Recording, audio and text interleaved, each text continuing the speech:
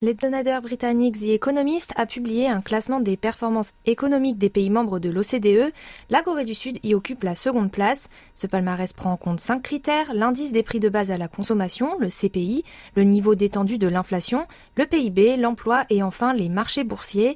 Cependant, concernant la croissance économique et l'emploi, le pays du matin clair n'est pas dans le peloton de tête. En effet, il a affiché une hausse du PIB de 1,6% et son taux de croissance de l'emploi s'est élevé lui à 1,1%. En revanche, celui d'augmentation du CPI était de 3,2%, c'est le chiffre le plus faible parmi les nations classées en tête. Son indice détendu d'inflation s'est quand même établi à moins 13,3%, démontrant une plus forte stabilisation des prix par rapport aux autres pays. Pour le magazine, Séoul doit ce bon résultat à l'augmentation audacieuse de ses taux d'intérêt depuis l'an dernier. Claire Lombardelli, chef économiste de l'OCDE, a déclaré que l'économie mondiale restait, elle, toujours confrontée aux difficultés liées à l'inflation et à des perspectives de croissance faible.